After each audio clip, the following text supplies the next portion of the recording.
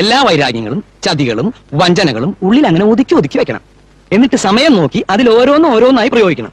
ഈ സമയത്ത് നമ്മളെ കുത്താൻ വേറെ ആരെങ്കിലും നമ്മുടെ പിന്നിലുണ്ടോ എന്നൊരു കണ്ടു വേണം. അത്യാവശ്യം നല്ല രീതിയിലുള്ള ഒരു ഫ്രണ്ട്ഷിപ്പ് ഞാൻ അഖിലനാദ്രിയായിട്ട് കീപ്പ് ചെയ്യുന്നു. ഈ നാറിയുണ്ടല്ലോ പല തവണ കുഴി ചാടിച്ചിട്ടുള്ളവനാണ് നീ.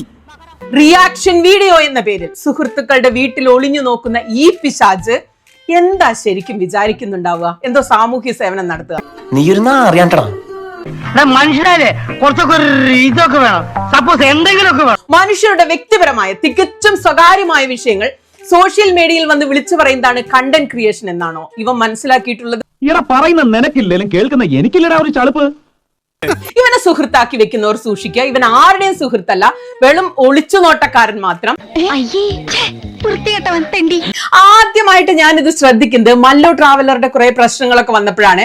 അദ്ദേഹത്തിന്റെ മുൻ ഭാര്യയുടെ വീഡിയോ അങ്ങനെയൊക്കെ വന്ന സമയത്ത് അതിനു മുമ്പും ഈ പിശാച് വേറെ മനുഷ്യരുടെ രക്തം ഇതുപോലെ ഊറ്റി കുടിച്ചിട്ടുണ്ടാകാം. തയ്യാറെടുത്ത് നിൽക്കുന്ന ഒരു സിംഹമാണ് ഞാൻ ഇന്ന്.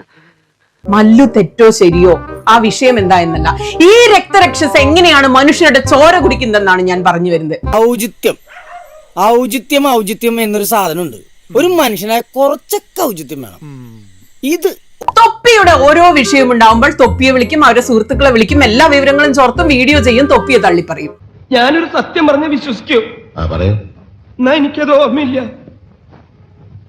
ഫിറോസ് സജ്ന വിഷയം ഈ അടുത്താണ് ഉണ്ടായത്. അപ്പോഴും ഇത് തന്നെ ചെയ്തു. ഫിറോസിനെ വിളിക്കും, സജ്നയെ വിളിക്കും. സജ്നയുടെ ഗർഭമൊക്കെ ആദ്യമായിട്ട് സ്ഥിരീകരിക്കുന്നത് ഗൈനക്കോളജിസ്റ്റ് അല്ല, സീക്രട്ട് ഏജന്റ് എന്ന മലരനാണ്. അവൻ പറയുന്നത് ഇങ്ങനെയൊക്കെ ചെയ്യുക വഴി പുള്ളി എന്തോ വലിയ സാമൂഹിക സേവനം ചെയ്തുകൊണ്ടിരിക്കുന്നു എന്നാണ്. ഒരു കയ്യബദ്ധം നാറ്റുകരുത്. ഇനി തോന്നിയാസം പറഞ്ഞു നടന്നാലുണ്ടല്ലോ നാട്ടിലടിച്ചാൻ സൂപ്പാക്കും. റിയാക്ഷൻ വീഡിയോ എന്ന പേരിൽ സുഹൃത്തുക്കളുടെ വീട്ടിൽ ഒളിഞ്ഞു നോക്കുന്ന ഈ പിശാച് എന്താ ശരിക്കും വിചാരിക്കുന്നുണ്ടാവും? തനിക്കൊരു വിചാരമുണ്ട് താ ഏതോ കോപ്പിലെ വലിയ രാജാവാണ്. താ ഒരു പുല്ലുമല്ല. ജാസ്മിൻ ജാഫർ ബിഗ് ബോസിൽ കയറിയ അന്ന് മുതൽ ഇവൻ ജാസ്മിനെതിരെ ഏറ്റവും നീചമായ വീഡിയോകൾ ചെയ്യാൻ തുടങ്ങി. അവളെ ഞാനൊന്ന് ഇഷ്ടപ്പെട്ടു വരികയായിരുന്നു ഭാനുമതി.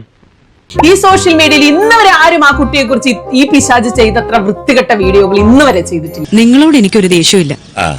വിവരമില്ലായ്മ ഒരു കുറ്റമല്ലല്ലോ. അതെ, ഞങ്ങൾ അങ്ങ് ഇറങ്ങട്ടെ. ആയിക്കോട്ടെ, സന്തോഷായി.